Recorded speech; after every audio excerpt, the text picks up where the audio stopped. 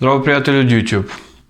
Со вас денеска сакам да разменам едно мое мислење поврзано со целата оваа ситуација околу коронавирусот и со се она што донесе, значи оние типични полициски часови, локдаун, затварање на добар дел од економијата на земјите, значи не само на нашата, туку и на поголемиот дел од светот.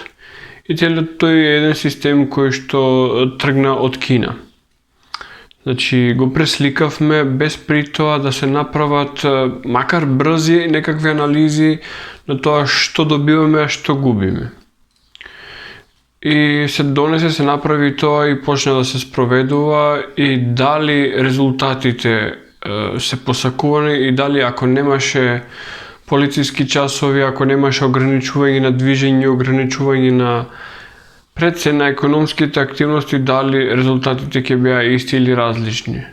И јас сум од оние кои што тврдат дека штетата што се направи на економскиот систем на сите земји, значи не само на нашата, мајве конкретно за наша возборуваме, за Македонија, значи штетата што се направи на економски план ќе биде неспоредлива со она што се жртви од COVID-19, жртви кои што после треба да се анализираат статистички, значи колку луѓе умреле од една возрастна група, колку луѓе умреле од друга возрастна група, кај колку луѓе било искомбинирано со други патологии, со други болести кои што биле хронични, кои што биле тешки заболувања, кои што при било која друга слична болест, дури да е сезонски грип, веројатно организмот немало да издржи. Сега, за да го дополнам тоа и да го илустрирам, јас сега ќе ве направам споредбата помеѓу нашиот организам, нашето тело и една средновековна тврдина. Значи што имате во една средновековна тврдина која што е под напад. Имате ѕидини и имате војска што е внатре. Сега ѕидината е нели нашето тело, а внатре војската е имунолошкиот систем. Сега, пред да дојдеме до ова со коронавирусот, вие се сеќавате во годините назад што се случуваше во нашите градови. Градови од типот на Скопје, Тетово, Битола, Куманово, каде што загаденоста одеше толку многу високо, што дури градови од типот на Пекинг и Шангај можеа да ни подзаведат. Значи, на светската листа на најзагадени градови, нашите градови предничеа. Значи, концентрацијата на непожелни аеросоли, непожелни гасови во атмосферата била високо концентрирана. Сега тука доаѓаме до една работа која што се нарекува загадување и каде што сите најголемиот број на екологисти сакаат да ни кажат дека загадувањето од CO2. Дали е така, ќе дојдеме малце подоцна кога самиот CO2 газ ќе го анализираме. Сега само сакам да ви кажам дека екстремната загаденост на воздухот значи дека тврдината која што претходно ја зедовме како метафора за нашиот организам, за нашите организми, тврдината е под константен артилериски напад. Катапулти, топови, трбучети, се оно што може да значи обид да се срушат ѕидините на тврдината. Значи, загадениот воздух во кој што особено во зима функционираме е таква една состојба. Значи, силен напад. Нашиот белодробен систем, значи системот за дишење е изложен на ненормален напор кога треба да дишеме така густа збиеност на аерозагадување. Тоа што значи дека го истоштува системот за дишење, го истоштува кардиоваскуларниот систем и на крај на краиштата го истоштува имунобиолошкиот систем кој што сите овие отрови треба да ги процесуира и да се одбрани од нив. И сега во нашите градови во кои што се во ова постои, се случува инфекција од вирус. Вирусот доаѓа буквално како на една добро разработена територија каде што може да влезе и да прави што сака. Зошто? Затоа што нашиот имунобиолошки систем, како што кажав претходно, бил бомбардиран од константни напади. И сега, имаме една ситуација во која што, како што ви реков, CO2 е прогласен за непријател на природата, како главен виновник за загадувањето, и се подкренуваат многу кампањи за намалување на таа карбонска политика, за намалување на концентрацијата на CO2. Сега ќе зборам за работи кои што се општо познати, а кај нас се дојде логично до заклучокот дека загадувањето се должи на тоа што добар дел од компаниите кои што имаат потреба од горива, од енергенси, го користат увезениот отпад или домашниот отпад како енергенс. И сега, кога ќе анализирате што имате во кантата дома, најразлични материјали, метали, пластика, дрво, хартија, значи сето тоа е измешано. Многу пати на сите тие работи има други остатоци, например на едно пакување од моторно масло има остатоци од масло, има остатоци од други типови на пластики кои што не знаеме точно од каков материјал се направени. Метали од типот на алуминиум, бакар, железа или челик, не знам што, сето тоа се става на едно место, се пакува и ни доаѓа како суровина за горење во одредените индустријски структури. Значи се во ова кога се гори, не ослободува само CO2, ослободува мал милион други аеросоли, значи наночестички кои што се штетни. Сега, сето тоа како комплекс многу штетно влијае. Ама не е содржината, тој измешајте го и со чист кислород и дадете го како такво да се движи, ќе видите дека е штетно. Значи, тој тип на гасови, тој тип на аеросоли се штетни и се девастирачки за она што значи организам. Како што реков, систем за дишење, кардиоваскуларен систем, имунобиолошки систем, затоа што тоа се отрови против кои што нормално имунобиолошкиот систем се бори, обидувајќи се да ги исфрли. Со сето тоа е истоштен. Сега, некои работи мора да ги повраземе затоа што ако ги анализираме поединечно немаат смисла.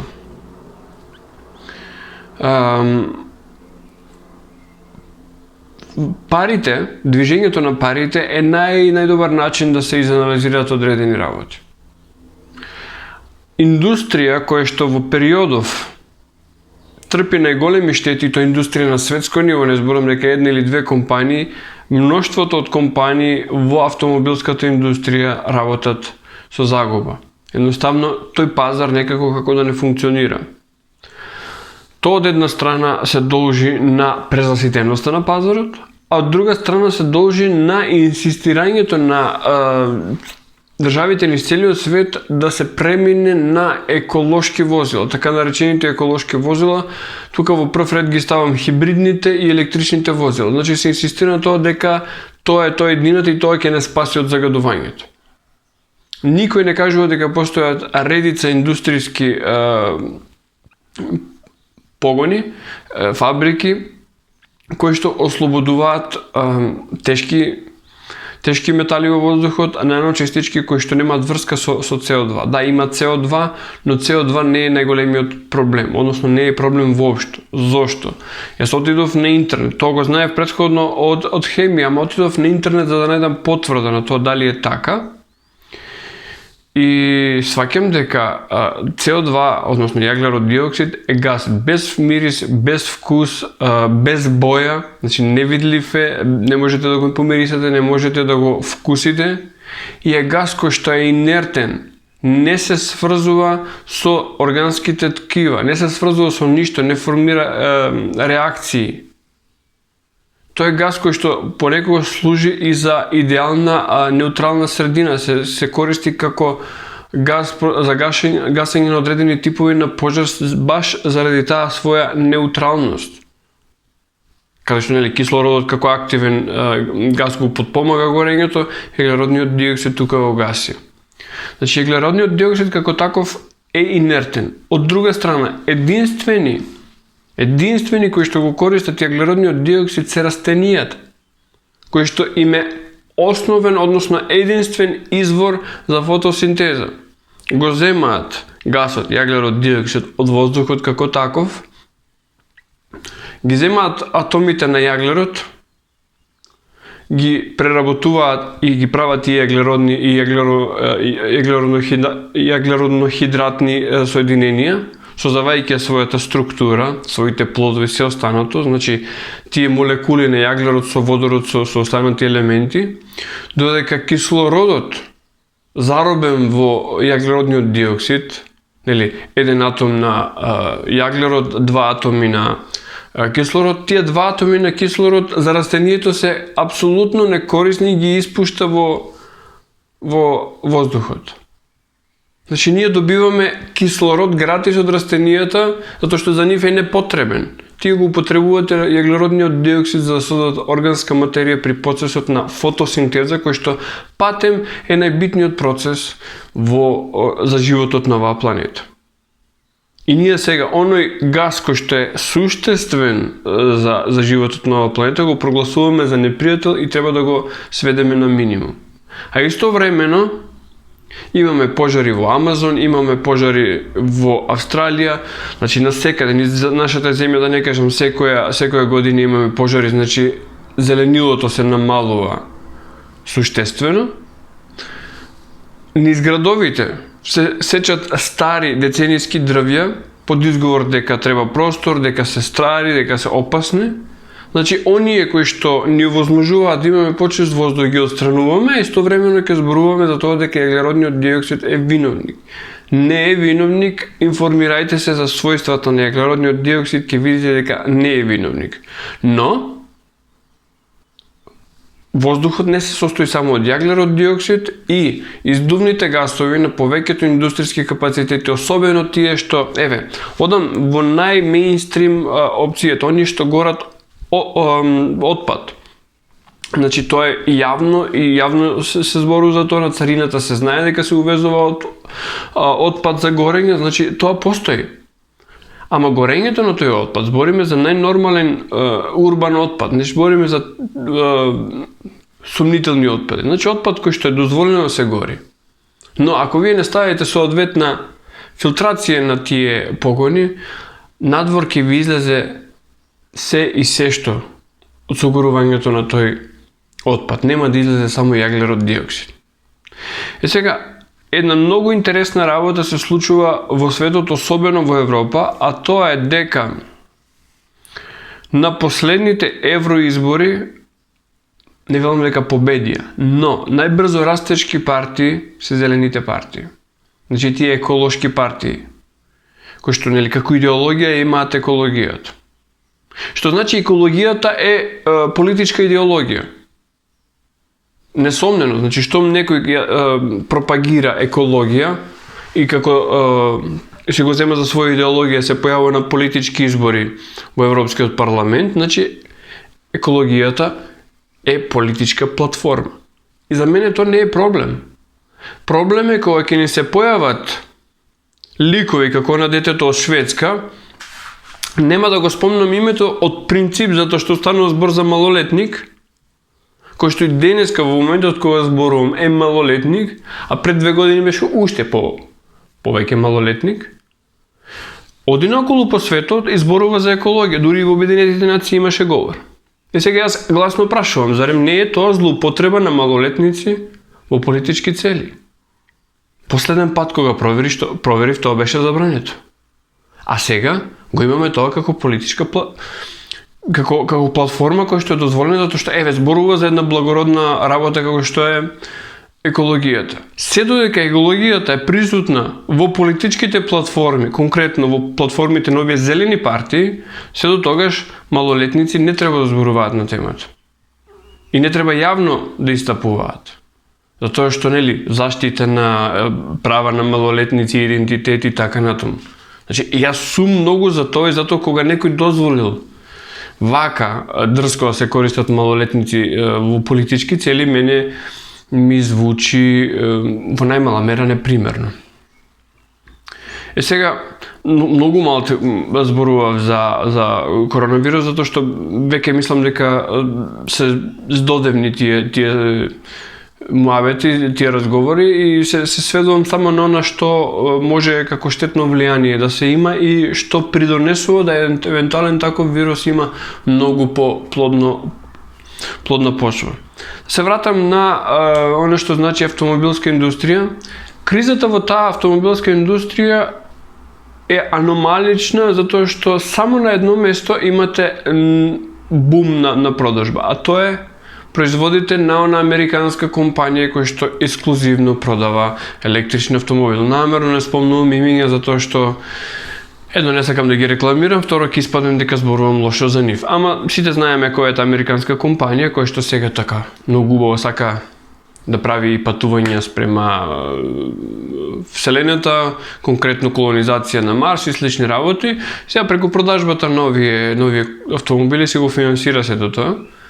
Иако собственикот на оваа компанија има долга една историја на бизниси преку кој што има дојдено таму кај што не е битно. Значи сите други компании се во криза, поттикнати од ова нагло инсистирање на премин од традиционални горива кон електрични и хибридни, како да тие се најголемите загадувачи. Јас тврдам, не се најголемите загадувачи тие затоа што немаат толку капацитет. Самото движење на автомобилите не може да допринесе толкова концентрација на загадување. И ако се согласиме дека најголемиот дел од тоа што се согорува во горивото од автомобилите е CO2, а од друга страна, се прогласуваат за непожелни и се оди на тоа да имаме повеќе. Во најмала мера бензинските мотори треба да останат. Еден мој близок пријател еднаш ми направи една споредба за која што немав размислувано. Вика, како е можно, вика, да загадува дизелот повеќе од бензин? Вика, сите знаеме дека дизел моторите се поекономични, што значи трошат помалку на повеќе изминати километри, што значи загадуваат помалку. Додека бензин моторите трошат многу повеќе гориво, аналогно на тоа имаат многу повеќе издувни гасови. Проста логика. Може би јас грешам, ама ако збориме тоа дека согорувањето на крај ослободува јаглерод диоксид, значи количината на јаглерод диоксид по изминати километри на бензин моторите кои што се уште се сметаат за колку толку еколошки е поголема. Повторно, проста логика, не треба сега да пишуваме хемиски формули за тоа. Сега, последната интересна работа поврзана со овие локдаун, со овие полициски часови е што првин многу луѓе останаа без работа, многу луѓе не знаат што со себе и што ќе прават, особено сектори од типот на фризерски салони, малечки продавници, значи луѓе кои што имале некои микро, мали или евентуално средни предпријатија. Значи тука е пустош во економијата. Додека имате компании на светско ниво и тука стварно ќе кажам имиња, тоа се Amazon, Facebook, Netflix, кои што заради природата на ово ограничување, на овој локдаун, конкретно Amazon, значи не можеш да отидеш во твојата локална продавница или во бутикот нешто да купиш, купуваш на Amazon, од игла до локомотива. Facebook затоа што целата социализација не се сведе на тоа. Тука сега нема зараза од вирус, значи ќе седиме на Facebook, ќе се социализираме. Netflix, ни ги замени сите телевизии, сите кина и сите можности за да се излезе да се биде на едно место повеќе луѓе. И тие неколку компании кои што направија вистински бум. Тоа се светски корпорации чии исто собственици се во првите 10 луѓе на Форбсовата листа на најбогати луѓе. Значи, тие што биле најбогати сега ќе станат страшно богати, значи недостижно богати, додека 90% од популацијата, зборувам, на планетата Земја ќе продолжува да се осиромашува. Дали е ова светот во кој што сакаме да продолжиме да живееме? Мој скромно мислење, не.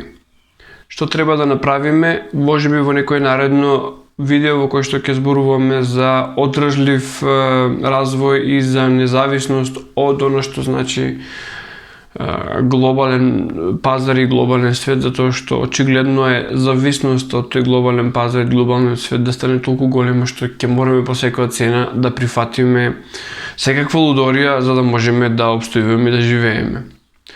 Спомнувајќи ги лудориите, последната лудорија околу која се дигне многу прашина технолошка лудорија е апликацијата која што во сите земји се промовира онака срамежливо, полусрамежливо, некаде и многу гласно се промовира за запирање на коронавирусот.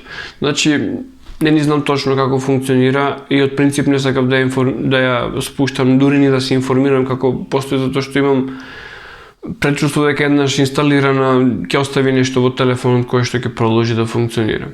А дека во телефонот веќе има апликации кои што доволно не следат и собираат метаподатоци за нас, ги има. И сега уште една таква која што ќе биде сосема каде што ќе дадеме и согласност да следи одредени наши однесувања, за мене е премногу. Но она што загрижува е дека има луѓе кои што не само што не се сомневаат во исправноста на ова, туку ја посакуваат таа апликација, кажуваат дека е добра, дека ќе ги заштити. Навистина сум љубопитен, еве како не знае кој што поима нема како функционираат тие работи, некој нека дојде нека ми објасни како една телефонска апликација ќе ме заштити од вирус. Вирусот или ќе го фатиш или нема да го фатиш. А и ако го фатиш, или имаш имун систем кој што ќе се бори со него, или немаш. А тие што немаат, еве кажав зашто немаат, затоа што тој имун систем бил константно бомбардиран од тешко загадување, кое што со тешка артилерија го има изрешетено нашиот имунобиолошки систем. Така изрешетен, ова му доаѓа само последниот куршум од милостина кој што ја завршува работата. Што значи, она што по мое мислење е да останеме здрави, да можеме да дишеме чист воздух, да пиеме чиста вода и да јадеме здрава храна. Работи кои што во денешното живење стануваат речиси невозможни. Океј, пријатели, на наредното видео јас го поздравувам. Чао!